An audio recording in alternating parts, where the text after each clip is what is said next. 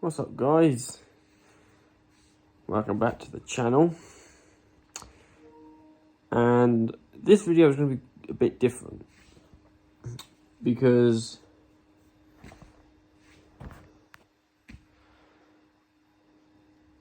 this video is actually about the Giggle, the final special episode of the 60th anniversary of Doctor Who. And I don't know if the BBC knew this, but when they literally decided to stick it on the 9th of December,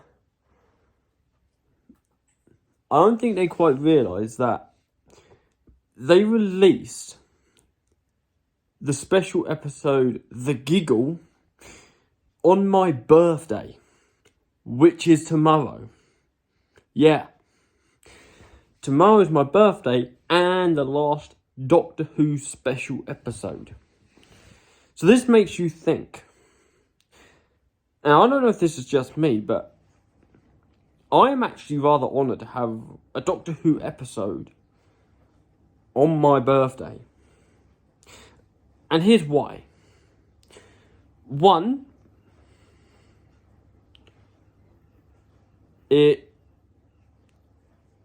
actually makes me feel very, very honoured.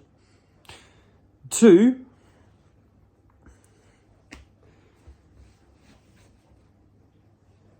I've got a feeling this episode is going to be the funniest episode because, well, hence the name, The Giggle. So it's got to be funny, surely. If not, it's got to be bloody good. Give David Tennant a really strong send-off this time. Not a pathetic send-off where he says, I don't want to go. That was just emotional. Give him a very, very strong send-off. A send-off where he's like, yeah, you know what? The story with this face has ended. Now it's time to move on, you know? And three, I feel like this is destiny. And if the BBC watches this, then I just want to say, why don't you have an autistic person play the Doctor? Like myself. I know that just sounds really weird. But, for some reason, I've got some really good, enemies who could face.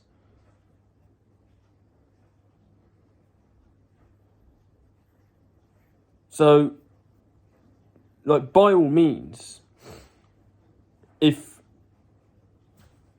you're someone who works on Doctor Who, behind the scenes, and you're looking for a new Doctor after this, well, I'm not even going to try and pronounce his name because I'll probably butcher it. I'd say I can't even say his name. Hopefully, I might end up saying his name by the end of his reign. I'm not 100% sure. But, after this new mate, he's going to take over from, obviously, David's 3-episode 60th anniversary special, of course. Then just drop me an email. Because I've got some really good, monsters which could really cause him problems. Such as the Memory Taker.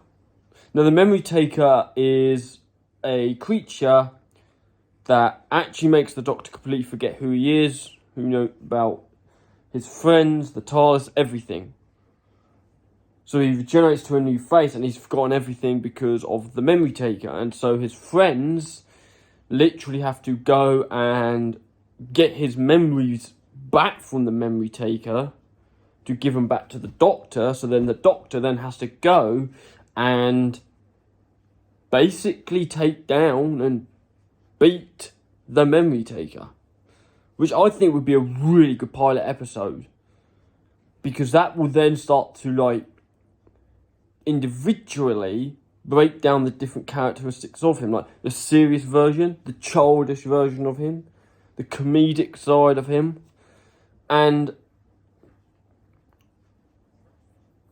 I think that would be a really challenging enemy for the Doctor, where he can't remember nothing. And actually it's just down to his friends to basically now save him so he can then save the planet from this extraterrestrial horrifying monster. You know? And I think that would be a really cool enemy. And maybe an episode with autistic people. Because actually it would work with more autistic children, because I'm not sure if you're aware, but autism is still not really educated that much. And I think this Doctor Who episode of, like, the monstrous autism or something, or whatever you want to title it, I think would be a really cool episode. Because it just goes to show how actually adults completely misunderstand the disability, how many people actually don't know about the disability. And so these kids, every time they get angry, they sound like all monstrous, but actually they're not monstrous. They're just misunderstood all of the time. They're just misunderstood. So this monstrous version of them isn't even a real thing. This is literally just basically the children's memories, like imaginations, going completely out of context with what's supposed to happen, and it could really educate, like, the world in exactly what autism is, because it needs to be done. It needs to be done.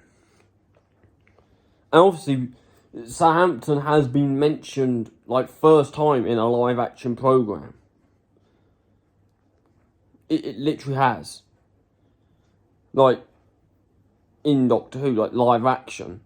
Not just, like, storybooks or something. So, why don't we have, like, a monster set in Southampton? You know?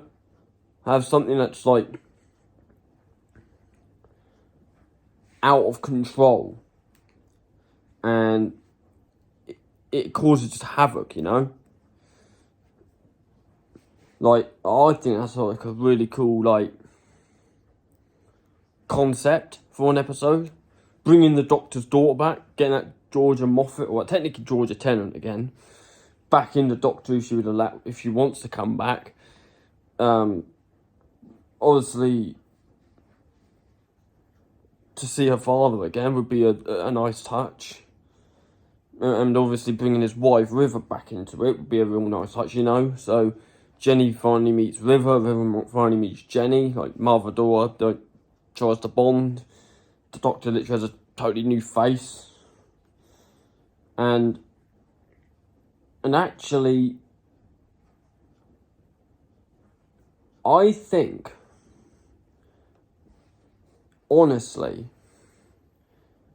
if this is meant to be sign of destiny, then the way I see it, I'm destined to be in Doctor Who. But I don't know if that's what the BBC was going for with putting this episode on tomorrow. But also, I mean, it's too late to change it now. But no, honestly, I am relieved, because it honours me as a Doctor Who fan, like, so much. Like, it just does.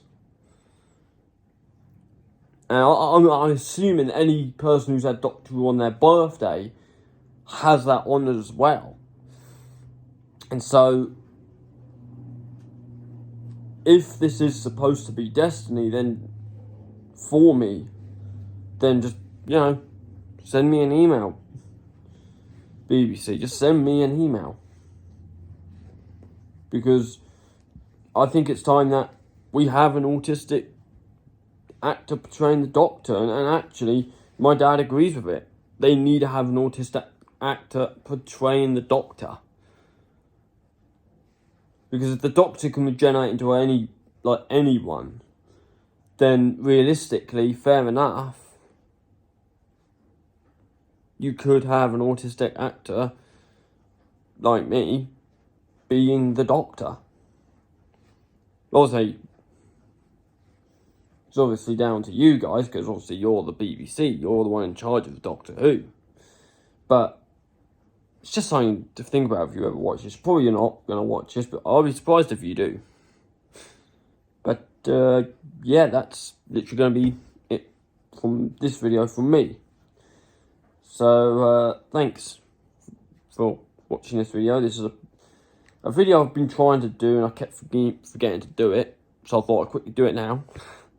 But no, honestly, if you enjoyed this video or the other video I did today, or you like the other content I've done on my YouTube channel, all my old bits of work, or you want more acting side of me on this channel, then I can work towards that.